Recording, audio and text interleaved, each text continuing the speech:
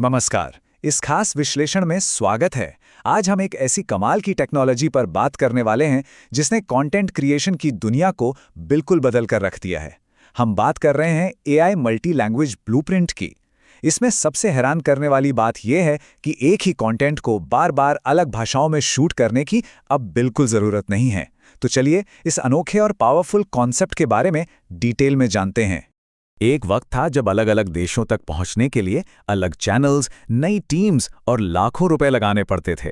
लेकिन अब एक बहुत बड़ा सवाल सामने आता है, क्या एक सिंगल स्क्रिप्ट सच में पूरी दुनिया तक पहुंच सकती है?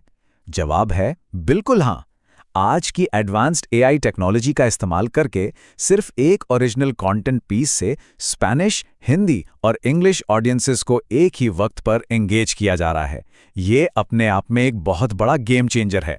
इस पूरे ब्लूप्रिंट को ठीक से समझने के लिए इस विश्लेषण को 5 मुख्य हिस्सों में बांटा गया है। पहला, ग्लोबल अपॉर्चुनिटी। दूसरा, सबसे जरूरी एआई टूल्स। तीसरा, एक स्टेप बाय स्टेप ब्लूप्रिंट।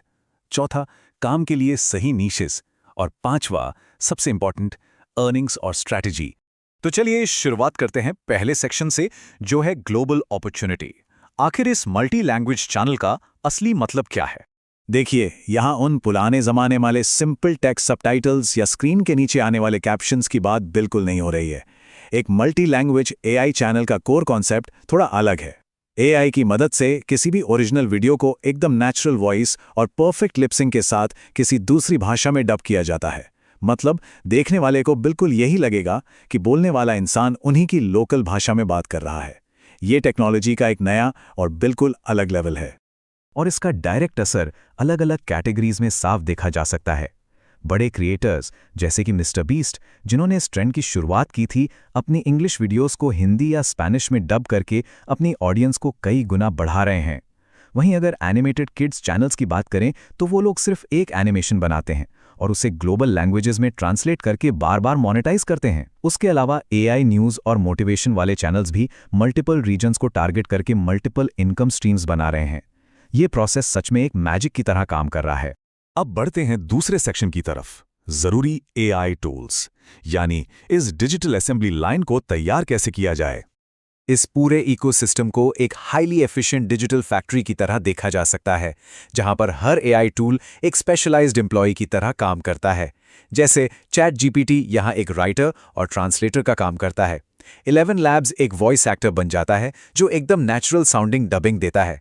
फिर आता है हेजन, जो परफेक्ट लिप सिंकिंग के साथ ऑन स्क्रीन टैलेंट को संभालता है।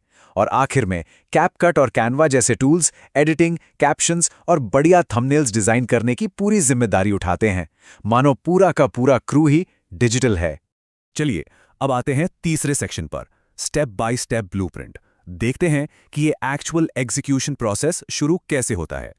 ये पूरी क्रिएशन पाइपलाइन सिर्फ 5 बेसिक स्टेप्स में चलती है। शुरुआत होती है एक ओरिजिनल वीडियो रिकॉर्ड करने से, चाहे वो किसी भी भाषा में हो। फिर एआई टूल्स के जरिए वीडियो से स्क्रिप्ट और टेक्स्ट को एक्सट्रैक्ट किया जाता है। तीसरा स्टेप है चैट जीपीटी की मदद से उसे नई भाषा में नेचुरली ट्रांसलेट करना। चौथे स्टेप में 11 लैब्स या हेजन का यूज करके ऑटो वॉइस और लिपसिंक डबिंग की जाती है। और लास्ट स्टेप में इन डब्ड वर्जन्स को अलग अलग चैनल्स पर या मल्टी ऑडियो फीचर के जरिए अपलोड कर दिया जाता है।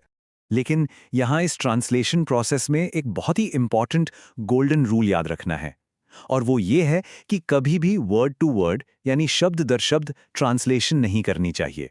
हमेशा एक नेचुरल टोन यूज करनी होती है, क्योंकि अगर डबिंग रोबोट जैसी लगी और आम बोलचाल वाली नहीं हुई तो नई ऑडियंस कभी भी उस कंटेंट से दिल से कनेक्ट नहीं कर पाएगी। अब आते हैं सेक्शन नंबर 4 पर, सही नीशेस। आखिर ग्लोबली कौन से टॉपिक्स सबसे ज्यादा चलेंगे?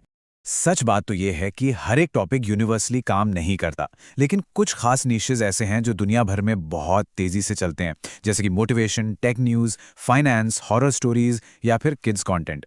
ऐसा इसलिए होता है क्योंकि इंसानी जज्बात, डर, मोटिवेशन और नई टेक्नोलॉजी के ट्रेंड्स, इन सब की कोई ज्योग्राफिकल बॉर्डर नहीं होती।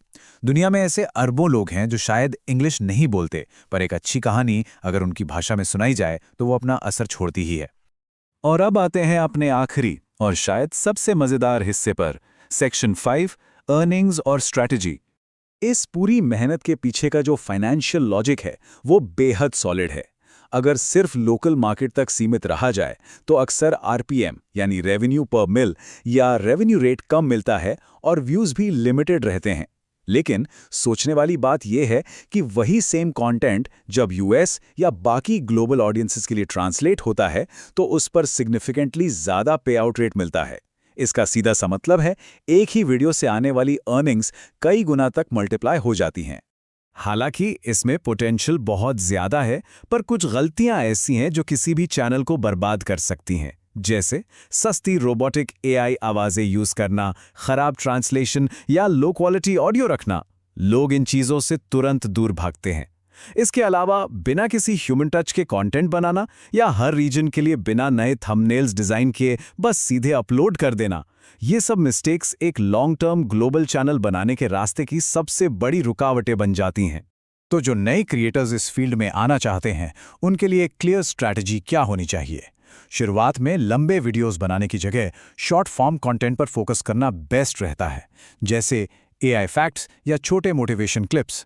इनसे अपलोड्स जल्दी होते हैं, डबिंग का टेक्निकल प्रोसेस आसानी से मास्टर हो जाता है और सबसे बड़ी बात, चैनल पर कंसिस्टेंसी बनी रहती है, जिससे आगे चलकर वायरल होने के चांसेस काफ़ी ज़्यादा बढ़ जाते हैं।